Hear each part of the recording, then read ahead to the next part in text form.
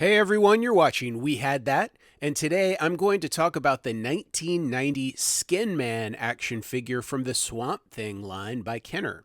Skinman was the first figure I ever got from the Swamp Thing line. I had just started collecting Masters of the Universe figures and won an auction on eBay for about 30 random figures for $25, including a Battle Armor He-Man. Although I recognized most of the figures, I had never seen Skinman before. The majority of the action figures that I've collected over the years have been from the 70s and 80s, so I wasn't very familiar with the Swamp Thing line, which came out in 1990. I actually thought that he might be Gollum from The Lord of the Rings. I had heard rumors about a very rare line of figures based on the 1978 animated Lord of the Rings movie and hoped that maybe he was from that line. After learning that he wasn't a rare Lord of the Rings figure, I kind of lost interest in tracking down who he actually was. I liked the figure pretty well anyway, so rather than get rid of him, I put him in a box of random figures and pretty much forgot about him. Several years later, I stumbled across Swamp Thing and thought he'd make a good addition to my Superpowers line.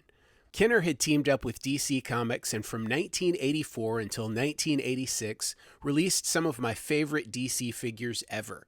While reading about the Superpowers line, I learned that many fans had theorized that Snare Arm Swamp Thing from the Swamp Thing line was originally designed to be in the fourth wave of the Superpowers line. At this point, it seems the theory has pretty much been debunked, but regardless, both lines are made by Kenner, and they're about the same scale. And Snare Arm Swamp Thing looks great standing next to the Superpowers figures. In fact, I think the entire Swamp Thing line fits in pretty well with the Superpowers line.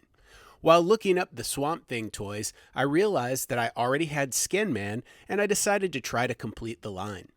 Although Swamp Thing had been around in comics since the early 1970s, and there had been a live-action Swamp Thing movie in 1982, it seems like Swamp Thing was suddenly getting a big push starting with the end of the 80s.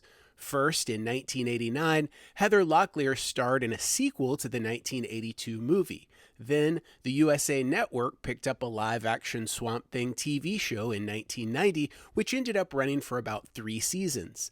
It seems like the timing had been right for Kenner to release their line of Swamp Thing toys in 1990. There was even a Swamp Thing cartoon with the characters from the toy line to help promote the toys. Unfortunately, the toys didn't sell as well as hoped, and even though there were 2 more figures released in a pseudo-second wave, the full second wave, which made it as far as Kenner's catalog for toy buyers, never actually materialized. In both the toy line and the cartoon, Swamp Thing teams up with his friends Bayou Jack and Tomahawk. Together, they try to stop the evil Anton Arcane and his henchmen, the Un-Men, from destroying the swamps. Anton Arcane had been Swamp Thing's nemesis from the beginning. However, although the Un-Men had been around for almost 2 decades in the comics, aside from being monsters that were loyal to Arcane, they took on a much different form in the cartoon than they had in their previous incarnations. The Un-Men from the comics weren't as much characters as they were nameless, mindless humanoid monsters.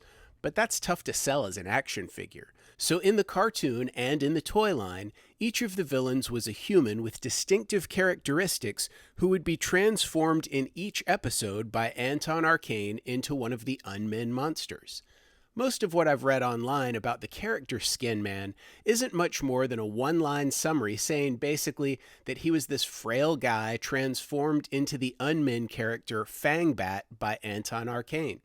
The card back for Skinman describes him as a ghoulish zombie who transforms into flying terror with his Fangbat mask.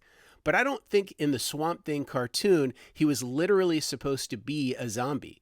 In the cartoon, Skinman originally piloted an airboat or bayou boat while attempting to capture Swamp Thing and was shortly thereafter transformed with Arcane's transducer into Fangbat. Later, Skinman is the pilot of the Bayou Blaster, one of the vehicles produced for the toy line. Apparently, the Un-Men in the cartoon transform back to their human selves between episodes, so in each episode they have to use the transducer again to become Un-Men, which seems like a weekly sales pitch for the transducer toy. I really do like the Skinman action figure. He has 5 points of articulation like the old vintage Kenner Star Wars figures at the shoulders, hips, and neck. He's dressed in a pair of ripped up shorts with some kind of fabric hanging down the front of his chest, kind of like a torn up shirt. Kenner did an excellent job of making this figure look pretty swampy and zombie-like. In fact, I like the look of the action figure much more than the way the character looks in the cartoon. When you put on his Fang Bat biomask, the figure is supposed to be transformed into an Un-Man. The eyes on both the figure's face and on the biomask glow in the dark, and I'm always a sucker for glow-in-the-dark toys. Honestly, I'm not really crazy about the biomask gimmick. I understand that Kenner needed to come up with a way for the figures to change into Un-Men, and this was a decent solution to that problem. But if I had had this figure as a kid, I suspect he wouldn't have worn the mask very often. They look much more like finger puppets than action figure accessories, so it's no surprise that many figures currently for sale don't come with their masks. The masks were pretty goofy looking in my opinion, and the figures were much more interesting without them. Skinman also comes with a pickaxe. Although I don't really understand why that's his accessory, it doesn't really matter. It's a pretty cool accessory even if there's no reason for him to have it. The Skinman figure that I had picked up didn't have his pickaxe accessory or his Fang Bat mask, but when I decided to collect the Swamp Thing figures, I was able to find both the mask and the pickaxe pretty easily on eBay. The Skinman figure is relatively common and can be found without his accessories for under $10. None of the figures in the line are all that expensive. There are several different action figures of Swamp Thing himself, and since he's easily the most famous character from the line, those figures are probably easier for people to recognize, and plus he's the main character from the line, so the Swamp Thing figures sell for a little bit more than the Un-Men or Bayou Jack and Tomahawk. But even the various Swamp Thing figures are still relatively inexpensive. I've enjoyed picking up the line, and as I've mentioned before, they look great standing next to my Superpowers figures. Do you collect Swamp Thing figures? Do you display any of them with your Superpowers collection? Which figure from Swamp Thing is your favorite? Tell me in the comments below. Also, please give this video a like and share it on social media. If you enjoy my content, please subscribe to my channel and hit that notifications bell so that you'll be notified when I post new videos. And one last thing, if you're a fan of toys, you should know about Toylanta, the biggest toy show in the southeastern United States, held annually just north of Atlanta, Georgia.